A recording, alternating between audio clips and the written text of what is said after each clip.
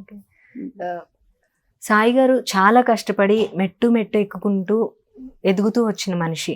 అయితే ఈ మధ్యలో నేను ఇందాక అడిగినట్టు చాలా డిస్టర్బెన్సెస్ అయి ఉంటాయి. చాలామంది బెదిరింపు కాల్స్ కానీ ఇవన్నీ జరుగుతూ ఉంటాయి కదా. ఇటువంటి డిస్టర్బెన్సెస్ ఎప్పుడైనా వచ్చినప్పుడు ఇదంతా ఎందుకు, చాలా ఇబ్బందిగా ఉంది, ఫ్యామిలీకి ఇబ్బందిగా ఉంది అని ఆయన ఫీల్ అయిన సందర్భాలు ఏమైనా ఉన్నాయా? సాయికి నేను ఏది అంటే నేను తీసుకునే డెసిషన్స్ని మా ఆవిడ అవుట్రైట్గా యాక్సెప్ట్ చేస్తుంది అనే ఒక ధైర్యం. ఓకే. అది ఉంది అని నేను అనుకుంటున్నా. బహుశా ఉంటే చెప్పేవాడేమో. నాకు కూడా ఏంటంటే ఒక డిసప్పాయింట్ లేదంటే ఇది ఇది చేయకుండా చూడండి ఈ పరిస్థితి ఈరోజు ఇట్లా అట్లా ఇష్టం ఉండదు నాకు. ఓకే. ఎందుకంటే దానివల్ల మనిషి ఏది చేయాలనుకుంటుండో అది చేయకుండా ఆగిపోతాడు. అవును.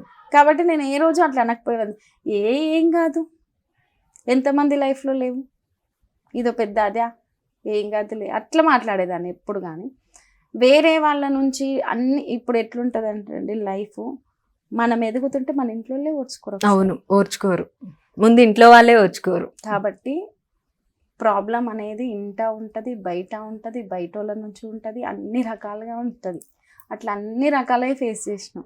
ఇప్పుడు ఫేస్ చేసిన ప్రతి ఒక్కటిగో ఇది ఫేస్ చేసినాం, ఈయన వల్ల ఫేస్ చేసినాం, ఇది ఫేస్ చేసినాం, ఏం ఉపయోగం? మనిషి లేడు.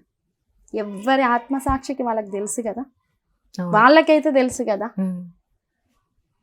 వదిలేసిన వాళ్ళ కాలం, వాళ్ళ ఆత్మసాక్షి, అంతే. నా గోల్ ఏందో నాకుంది. నేను ఒకటి పెట్టుకున్నా, ఇప్పుడు సాయిని బతికించాలని పెట్టుకున్నా. ఆ గోల్ తోటి సాయిని బతికిద్దామని పెట్టుకున్నా. దాని గురించి మాత్రమే నేను ఆలోచిస్తున్నా.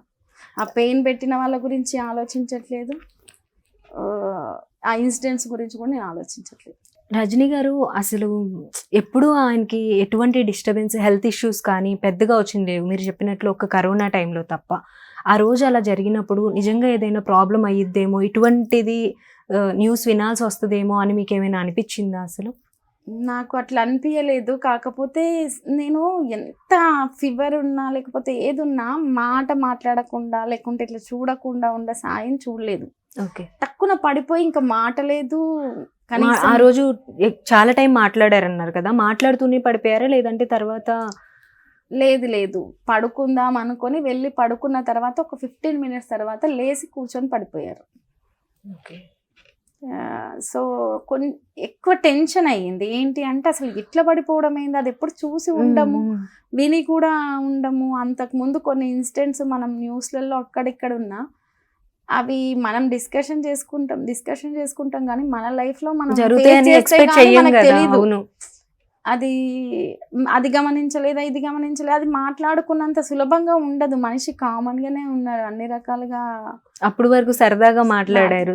సరదాగా మాట్లాడలేదు, ఎందుకో ఏమో కొంచెం అంటే అన్ని పెయిన్స్ మాట్లాడారు. ఓకే. ఎందుకు మాట్లాడారో తెలియదు కానీ లైఫ్లో మేము ఎప్పుడూ డిస్కస్ చేసుకుంటుంటాం. ఒకవేళ ఏదైనా ఇగో ఈ సంఘటన తనకు చాలా ఇబ్బందిగా అనిపించింది అనుకో, నాతో వచ్చి చెప్పినా నేను చాలా లైట్గా అటువంటి జరుగుతూనే ఉంటాయి సాయి, అవి జరుగుతూనే కదా జీవితం, జరుగుతూనే కదా మన స్ట్రెంగ్త్ ఏంది అనేది తెలిసి ఇట్లా మాట్లాడతా నేను. ఓకే. ఎందుకంటే తనను కూడా డిసప్పాయింట్ చేయకూడదు, ధైర్యం ఇవ్వాలి అనే దాంతో. సో ఆ రోజు అవన్నీ మాట్లాడారు. Day 1 రోజు ఏంటి అంటే ఏ స్టేజ్ నుంచి మాట్లాడంటే వాళ్ళ అమ్మ చనిపోయిన ఇన్సిడెంట్ నుంచి, హైదరాబాద్కి వచ్చిన దగ్గర నుంచి బిఫోర్, ఓకే, పాలిటిక్స్ వరకు అన్నీ మాట్లాడారు. ఓకే. స్టార్టింగ్ ప్రాబ్లమ్స్ ఎప్పుడైతే మెయిన్ ప్రాబ్లమ్స్ స్టార్ట్ అయ్యాయో లాస్ట్ డే వరకు ఏం జరిగింది అనేది ప్రతి విషయం ఆ రోజు ఆయన మాట్లాడారు. ఇప్పుడు ఇవన్నీ ఎందుకు రెగ్యులర్గా నాకు తెలియనివా లేకపోతే రెగ్యులర్గా మనం చెప్పుకోనివా? ఇప్పుడు ఇవన్నీ ఎందుకు? మళ్ళీ ఈడికి వచ్చినాక కూడా ఇవేనా ప్రశాంతంగా ఉంటున్నావు కదా అని ఇట్లా నేను ఈ రకంగా అంటూ ఉన్నారు.